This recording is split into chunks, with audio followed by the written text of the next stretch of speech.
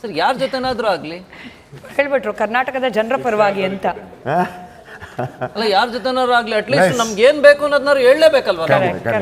ಈಗ ನಾವು ಕೇಳೋದ್ ಬೇಡವಾ? ಅಲ್ಲ ನಾನು ಅದಕ್ಕೆ ಜನರಿಗೆ ನಿಮ್ಮನ್ನ ಕ್ಲಾರಿಟಿ ಕೊಟ್ಟಿದ್ದೆ.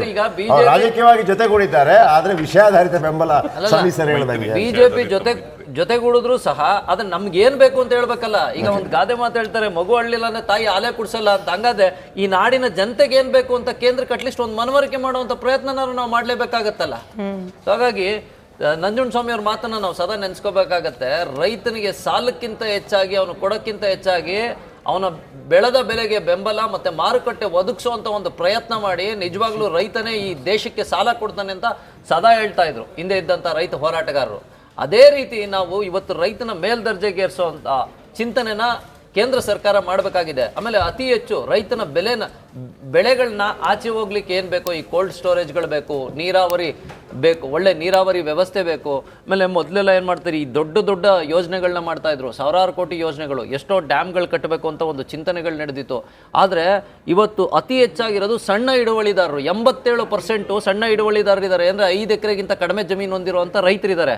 ಅವ್ರಗಳಿಗೆ ಉಪಯೋಗ ಆಗುವಂಥ ಯೋಜನೆಗಳು ಸೃಷ್ಟಿ ಆಗಬೇಕೇ ವಿನಃ ದೊಡ್ಡ ದೊಡ್ಡ ಯೋಜನೆಗಳನ್ನ ನೀವು ಮುಗ್ಸೋಕ್ಕೇನೆ 20 ವರ್ಷ 30 ವರ್ಷ ಹಿಡಿಯುತ್ತೆ. ಹಾಗಾಗಿ ನಾನು ಬಯಸೋದೇನು, ರೈತರಿಗೆ ಉಪಯೋಗ ಆಗಲಿ, ಆಮೇಲೆ ಯುವಕರಿಗೆ ಸಾಕಷ್ಟು ಕೆಲಸ. ಈಗ ಸಾಕಷ್ಟು ಇವತ್ತಿನ ಪರಿಸ್ಥಿತಿಲಿ ನಾವು ಕರ್ನಾಟಕದಲ್ಲಿ ಎದುರಿಸ್ತಾ ಇರೋದೇನೆಂದ್ರೆ, ಅಲ್ಲಿಂದ ಗುಳೆ ಬರ್ತಾ ಇದ್ದಾರೆ, ಹಳ್ಳಿಗಳಿಂದ ಗುಳೆ ಬರ್ತಾ ಇದ್ದಾರೆ, ನಾವೆಲ್ಲರೂ ನೋಡ್ತಾ ಇದ್ದೀವಿ. ಆದರೆ ಅವ್ರಿಗೆ ಅಲ್ಲೇ ಕೆಲಸ ಮಾಡಲಿಕ್ಕೆ ಈಗ ಅಲ್ಲಿ ಫಾರೆಸ್ಟು ಮಹಾತ್ಮ ಗಾಂಧಿ ನರೇಗಾ ಯೋಜನೆ ಅಂತ ಒಂದು ಒಳ್ಳೆ ಯೋಜನೆನ ರೂಪಿಸಿದ್ರು. ಆದರೆ ಆ ಯೋಜನೆ ಫಲಾನುಭವಿಗಳಿಗೆ ತಲುಪ್ತಾ ಇದೆಯಾ ಅನ್ನೋದ್ರ ಬಗ್ಗೆ ಯೋಚನೆ ಮಾಡ್ಬೇಕಾಗ್ತದೆ. ಮೊನ್ನೆ ದೇವದುರ್ಗದ ಒಂದು ಘಟನೆಯನ್ನ ಇಲ್ಲಿ ಕೋಟ್ ಮಾಡ್ತೀನಿ. ಯಾರು ಗಮನಿಸೋದಿಲ್ಲ. ಈಗ ಕುಮಾರಸ್ವಾಮಿ ಅವರು ಇರ್ಲಿ ಆಯ್ತು ಸರ್,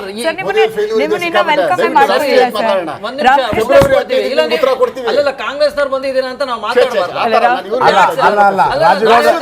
ರಾಜಗೌಡ್ರು ಹೇಳ್ತಾ ಇದ್ರು ಅಲ್ಲ sir,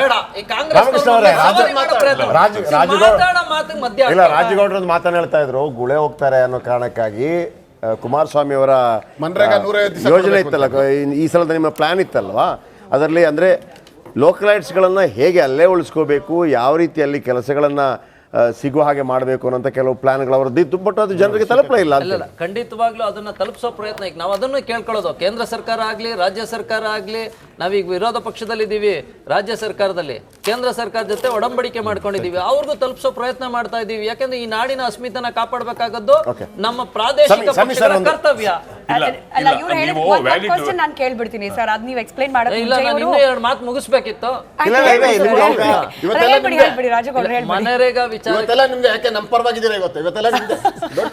MNREGA welcome sir, officially welcome debate ಕಾರ್ಯಕ್ರಮಕ್ಕೆ ಸ್ವಾಗತ ಸರ್. ಮನರೇಗಾ ವಿಚಾರಕ್ಕೆ ಬಂದಾಗ 150 ಕೋಟಿ ಹಗರಣ ಆಯ್ತು. ಯಾವ ರೀತಿ ಪರಿಸ್ಥಿತಿ ಬಂದಿದೆ ಇವತ್ತೇನಾಗಿದೆ, ಅದು ರೈತರಿಗೆ ತಲುಪ್ತಾ ಇಲ್ಲ. ಯೋಜನೆಗಳು ಕಾಂಟ್ರಾಕ್ಟ್ಗಳು ಇಂಜಿನಿಯರ್ಗಳು ಮಾಡ್ತಾ ಇದ್ದಾರೆ. ಅದಕ್ಕೊಂದು ಆಯಕಟ್ಟಿನ ವ್ಯವಸ್ಥೆನ ಮಾಡಿ ರೈತರಿಗೆ ನೇರವಾಗಿ ತಲುಪುವಂತ ಒಂದು ಪ್ರಯತ್ನಕ್ಕೆ ಕೈ ಇಡಬೇಕಾಗತ್ತೆ. ಈಗ ಯೋಜನೆಗಳು ಮಾಡೋದು ಸಹಜ, ಆದ್ರೆ ಯೋಜನೆಗಳು ಪ್ರತಿಯೊಬ್ಬ ಕಟ್ಟಕಡೆಯ ವ್ಯಕ್ತಿಗೂ ತಲುಪಬೇಕು. ಈ ಪ್ರಜಾಪ್ರಭುತ್ವದ ಅಸ್ಮಿತೆ ಏನು ಅಂದ್ರೆ ಪ್ರತಿಯೊಬ್ಬನಿಗೂ ನ್ಯಾಯ ಸಿಗಬೇಕು ಅಂತ. ಅದೇ ರೀತಿ ಇವತ್ತು ಸರ್ಕಾರಗಳು ಮಾಡುವಂತ, ನಮ್ಮ ತೆರಿಗೆ ಹಣದಲ್ಲಿ ಮಾಡುವಂತ ಬಡ್ಜೆಟ್ಗಳು ಪ್ರತಿಯೊಬ್ಬ ಫಲಾನುಭವಿಗಳಿಗೆ ದೊರೆತಾಗೆ ಆ ಬಡ್ಜೆಟ್ಗೂ ಒಂದು ಬೆಲೆ ಬರೋದು, ಯಾವುದೇ ಪಕ್ಷ ಮಾಡಲಿ.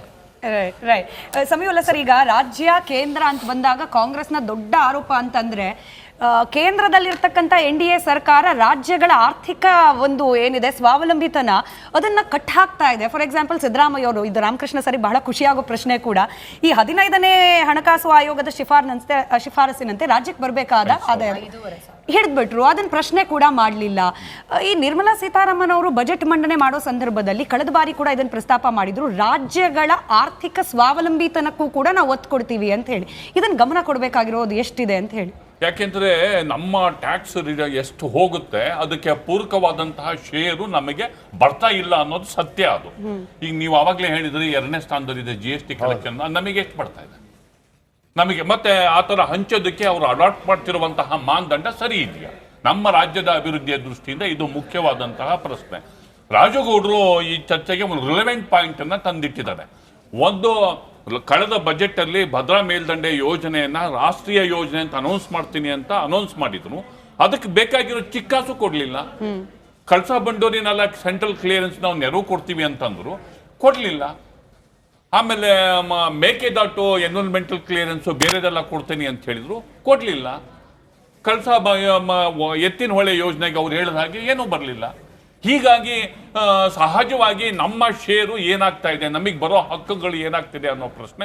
ವರ್ತುಲ ರೈಲು, ಬೆಂಗಳೂರು ಸಬರ್ಬನ್ ರೈಲು, ಅದು ಇಲ್ಲ, ಏನೂ ಇಲ್ಲ. ಈಗ ಅಟ್ಲೀಸ್ಟ್ ಬೆಂಗಳೂರನ್ನ ಈ ಕೋಲ್ಕತ್ತಾ ಬಾಂಬೆ ತರ ಮೆಟ್ರೋ ಸಿಟಿಯಾಗಿ ಸೆಂಟ್ರಲ್ ಗೌರ್ಮೆಂಟ್ ಅನೌನ್ಸ್ ಮಾಡುತ್ತಾ? ಈ ಬಜೆಟ್ ಅಲ್ಲಿ ಸಿಟಿಯನ್ನ ಮೆಟ್ರೋ ಸಿಟಿ ಅಂತ ಅನೌನ್ಸ್ ಮಾಡ್ಬೇಕು ಬೆಂಗಳೂರನ್ನ.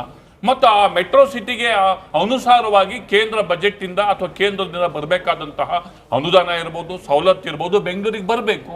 ಯಾವ ಮೆಟ್ರೋ ಸಿಟಿಗಿಂತ ಏನ್ ಕಮ್ಮಿ ಇದೆ, ಯಾಕೆ ಅನೌನ್ಸ್ ಮಾಡಿಲ್ಲ? ಅದರಿಂದ ಬೇಕಾದ ಸವಲತ್ತುಗಳು ಸಿಗ್ತವೆ.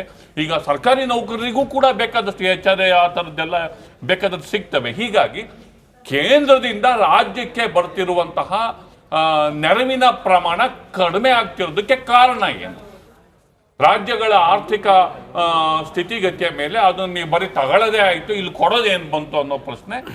ತಗೊಳ್ಳೋದಕ್ಕೂ ಕೊಡೋದಕ್ಕೂ ಅಜಗಜಾಂತರವಾದಂತಹ ವ್ಯತ್ಯಾಸ. ಇದರ ಜೊತೆಗೆ ATD ಡಿಕ್ಲರೇಷನ್, ಮೆಡಿಕಲ್ ಇನ್ಶೂರೆನ್ಸ್ ಅಲ್ಲಿ ದೊಡ್ಡ ಪ್ರಮಾಣದಲ್ಲಿ ಸುಧಾರಣೆಯನ್ನ ಮಾಡಿದರೆ ಈಗ 25,000 ತನಕ ಸೀಲಿಂಗ್ ಇದೆ. ಸುಧಾರಣೆ ಮಾತ್ರ ಅಲ್ಲ ಸರ್, ಈಗ ಮೆಡಿಕಲ್ ವಿಚಾರದಲ್ಲಿ ಇನ್ಶೂರೆನ್ಸ್ ಅದರಲ್ಲಿ GST ಕೂಡ ಜಾಸ್ತಿ ಮಾಡಿದ್ದಾರೆ. ಮನಸ್ಸಿಗೆ ವಿಪರೀತವಾಗಿ ಜಾಸ್ತಿ ಮಾಡಿದ್ದಾರೆ.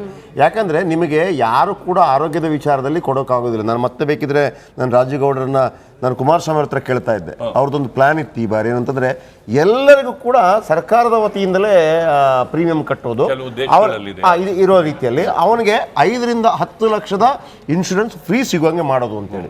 ನಿಮ್ಗೆ ಅದನ್ನು ಕೂಡ 28% ಏನೋ 18% ಈಗಿರೋ ನೋಡಿ. ATD ನಲ್ಲಿ 25,000 ಇದೆ ಮಾಮೂಲಿ ಜನಕ್ಕೆ. ಅದನ್ನ ಅಟ್ಲೀಸ್ಟ್ ಒಂದು 50,000 ಸೀಲಿಂಗ್ ತಂದರೆ ಸೀನಿಯರ್ ಸಿಟಿಸನ್ಗೆ ಜಾಸ್ತಿ ಸಮಸ್ಯೆ ಇರುತ್ತೆ. ಈಗಿರೋದು 50,000 ಇದೆ, ಅದನ್ನು ಒಂದು 75,000ಕ್ಕೆ ನೀವು ಕಮ್ಮಿ ಮಾಡಿ. ಅದು ನಾನು ಅವತ್ತಿಂದ ಬಡವರಿಗೆ ಕಿಡ್ನಿ ಪ್ರಾಬ್ಲಮ್ ಇದೆ ಅಂತಂದ್ರೆ ಅಥವಾ ಬೇರೆ ಯಾವುದೇ ಪ್ರಾಬ್ಲಮ್ ಇದೆ ಅಂತಂದ್ರೆ ಅವ ಸಾಯೋದು ಅಂತ ಲೆಕ್ಕ ಅಂತ ಸಾಧ್ಯನೇ ಇಲ್ಲ ಅಂತ. ಅಂದ್ರೆ ಕಾಯಲೇಬೇಕು 3 ತಿಂಗಳ 6 ತಿಂಗಳ ಅಂತ ಹೇಳಿ ಸಾಧ್ಯನೇ ಇಲ್ಲ. ಈಗ ನಿಮಗೆ ಈಗ ಟರ್ಮ್ ಇನ್ಶೂರೆನ್ಸ್ ಗಳೆಲ್ಲ ಮತ್ತೊಂದು ಯಾವ್ದಾದ್ರು ಮೆಡಿಕಲ್ ಇನ್ಶೂರೆನ್ಸ್ ಇದ್ರೆ 50 ಲಕ್ಷ 25 ಲಕ್ಷ ತನಕ ಇದ್ರೆ ಅಟ್ಲೀಸ್ಟ್ ಅವನು ಶ್ರೀಮಂತ ಮಾತ್ರ ಬದುಕಬಹುದು. ಬಡವರಿಗೆ ಸಾಧ್ಯನೇ ಇಲ್ಲ. ಅದನ್ನ ಆಮೇಲೆ ನೀವು ಯಾವ್ದಾದ್ರು ಒಬ್ಬ ಬಡವ ಅಂತದೊಂದು ಮೆಡಿಕಲ್ ಇನ್ಶೂರೆನ್ಸ್ ಮಾಡ್ತಾನೆ ಅಂತಂದ್ರೆ ಅದಕ್ಕೂ ಕೂಡ ಸಿಕ್ಕಾಪಟ್ಟೆ. ಫಸಲ್ ಬಿಮಾ ಯೋಜನೆ ಇದೆಯಲ್ಲ, ಫಸಲ್ ಬಿಮಾ ಯೋಜನೆಯನ್ನು ಚೆನ್ನಾಗಿದೆ.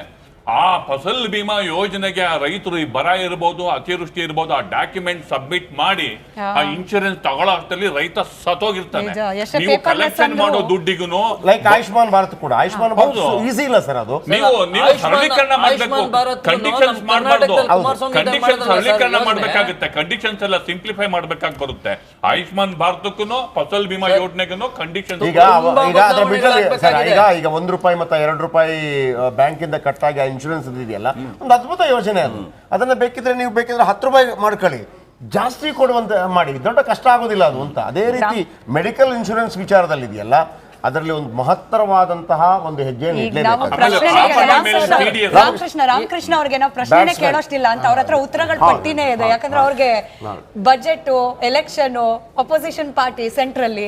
ಎಸ್, ನಾನು ಹೇಳ್ತಕ್ಕಂಥದ್ದು ಆರೋಗ್ಯದ ವಿಚಾರ ಹೇಳಿದ್ರು. ಆರೋಗ್ಯದ ವಿಚಾರ ಈಗ ಏನೋ 5 ಲಕ್ಷ ಕೊಡ್ತಾ ಇದ್ದೀರಿ, ಅದನ್ನ 25 ಲಕ್ಷ ಮಾಡಬೇಕು ಒಂದು. ಆದ್ರೆ ಈಗಿನ ಬಜೆಟಲ್ಲಿ ನಾವು ನಿರೀಕ್ಷೆ ಮಾಡ್ತಾ ಇರ್ತಕ್ಕಂಥದ್ದು ಬೆಂಗಳೂರು ಗ್ಲೋಬಲ್ ಹಬ್ ಆಗಿದೆ, ಇನ್ನೂ ಹೆಚ್ಚಾಗಬೇಕು ಅಂದರೆ ಅದಕ್ಕೊಂದು 50,000 ಪ್ಯಾಕೇಜನ್ನು ಒಂದು ಅನೌನ್ಸ್ ಮಾಡಬೇಕು.